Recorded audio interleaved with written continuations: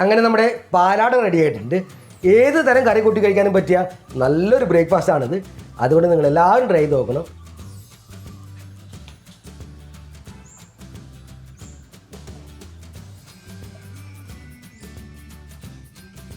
എല്ലാവർക്കും നമസ്കാരം. ഇന്നും നമ്മളിവിടെ ഉണ്ടാക്കാൻ പോകുന്നത് പാലാടയാണ്. കുറഞ്ഞ ചേരുവയിൽ പെട്ടെന്ന് ഉണ്ടാക്കാൻ പറ്റിയ കിടിലൻ ബ്രേക്ക്ഫാസ്റ്റാണിത്. ഇപ്പോൾ നല്ലൊരു പാലാട എങ്ങനെ ഉണ്ടാക്കാമെന്ന് നമുക്ക് നോക്കാം. പാലാട ഉണ്ടാക്കാനായിട്ട് നമ്മളിവിടെ 240 ml അളവ് ഗ്ലാസ്സിൽ 1 ഗ്ലാസ് നിറയെ പച്ചരി നല്ലവണ്ണം കഴുകി 2 മണിക്കൂർ നേരം കുതിരാൻ വെച്ച് വെള്ളം ഊറ്റി കളഞ്ഞെടുത്തിട്ടുണ്ട്. അരി കൂടാതെ അതേ അളവിൽ തേങ്ങ ചിരവിയത്, 1 കോഴിമുട്ട മുഴുവനോടെ എന്നിവയും എടുത്തിട്ടുണ്ട്. ഇവ കൂടാതെ പാലാട ഉണ്ടാക്കാൻ നമുക്ക് ഉപ്പും വെള്ളവും മാത്രം മതി. ആദ്യം നമുക്ക് ഇവയെല്ലാം നന്നായി അരച്ചെടുക്കാം. അതിനായിട്ട് നമുക്ക് മിക്സിയുടെ ജാറിലേക്ക് ആദ്യം തേങ്ങ ചിരവിയത് ഇട്ട് കൊടുക്കാം. കുതിർത്തി വെച്ചിരിക്കുന്ന അരി ഇട്ട് കൊടുക്കാം. ഇതിലേക്ക് ആവശ്യത്തിന് ഉപ്പ് ചേർക്കാം. ഞാനിവിടെ 1/2 ടീസ്പൂൺ ഉപ്പ് ചേർക്കുന്നുണ്ട്.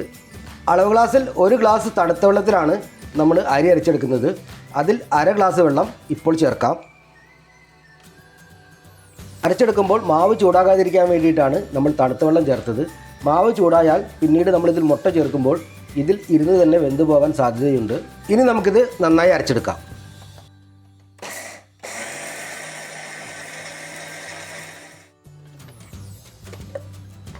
മാവ് നമ്മൾ നന്നായി അരച്ചെടുത്തിട്ടുണ്ട്. ഇതിലേക്ക് ബാക്കിയുള്ള 1/2 ഗ്ലാസ് തണുത്ത വെള്ളം കൂടി ചേർക്കാം. കോഴിമുട്ട ചേർക്കാം. കോഴിമുട്ടയുടെ മണം ഇഷ്ടമില്ലാത്തവർക്ക് അരി അരയ്ക്കുമ്പോൾ അതിലേക്ക് 2-3 ഏലക്കയുടെ കുരു ചേർക്കുന്നത് നല്ലതാണ്. ഇനി ഇത് നമുക്ക് ഒരു പ്രാവശ്യം കൂടി കറക്കിയെടുക്കാം.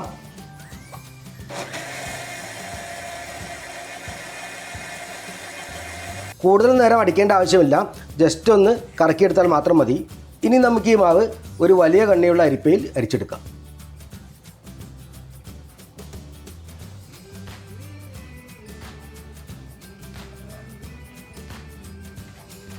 തേങ്ങാപ്പാൽ ആദ്യമേ പിഴിഞ്ഞെടുത്തും അരി അരച്ചെടുക്കാറുണ്ട്.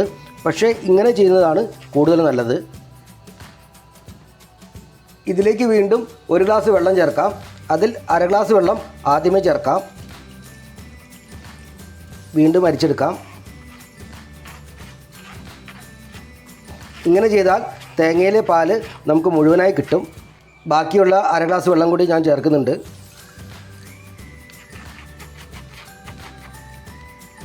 മൊത്തത്തിൽ 2 അളവ് ഗ്ലാസ് വെള്ളമാണ് നമ്മൾ ചേർത്തത്. ഈ ഒരു പാകത്തിലാണ് നമുക്കിത് വേണ്ടത്. മാവ് നല്ല ലൂസായിരിക്കണം. ഈ സമയത്ത് ഉപ്പ് നോക്കിയിട്ട് ആവശ്യമുണ്ടെങ്കിൽ ചേർത്ത് കൊടുക്കാം. ഇനി നമുക്ക് പാലാട ഉണ്ടാക്കാൻ തുടങ്ങാം. പാലാട ഉണ്ടാക്കാനായിട്ട് നമുക്ക് ഒരു നോൺ സ്റ്റിക്ക് പാത്രം സ്റ്റൗവിൽ വെച്ച് ചൂടാക്കാം. പാത്രത്തിൻ്റെ അരിക് ഉയർന്നു നിൽക്കുന്നതാണെങ്കിൽ കൂടുതൽ നല്ലതാണ്. നല്ല നോൺ സ്റ്റിക്ക് പാത്രമാണെങ്കിൽ എണ്ണ പുരട്ടേണ്ട ആവശ്യമില്ല. പാത്രം നന്നായി ചൂടായി വന്നു കഴിഞ്ഞാൽ മാവ് നന്നായി ഇളക്കി ഒരു തവി മാവെടുത്ത് പാനിലൊഴിച്ച് മറുകൈ കൊണ്ട് പെട്ടെന്ന് ചുറ്റിച്ചു കൊടുക്കാം.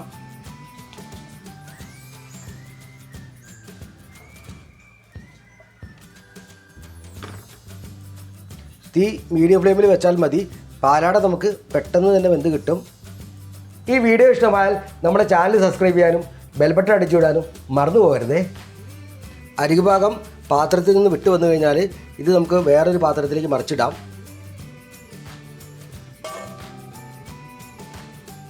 ഇനി നമുക്ക് അടുത്തത് ചുട്ടെടുക്കാം.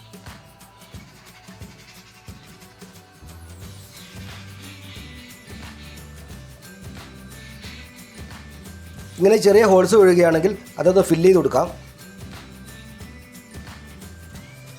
ഈ സമയത്ത് ആദ്യം ഉണ്ടാക്കിയ പാലാട നമുക്ക് മടക്കിയെടുക്കാം. ആദ്യം പാലാട പകുതിയാക്കി മടക്കാം. വീണ്ടും ഒന്നുകൂടി മടക്കാം. ഇങ്ങനെ നമുക്ക് എല്ലാം ഉണ്ടാക്കിയെടുക്കാം.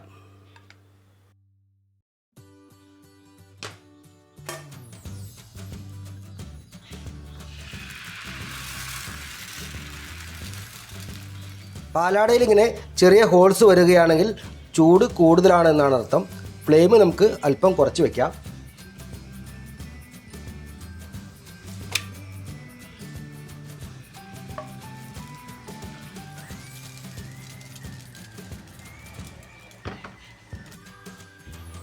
അങ്ങനെ നമ്മുടെ പാലാട റെഡി ആയിട്ടുണ്ട്.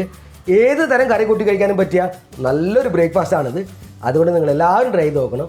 എന്നിട്ട് എന്നോട് അഭിപ്രായങ്ങൾ പറയണം. മറ്റൊരു വീഡിയോയുമായിട്ട് ഞാൻ വീണ്ടും വരാം.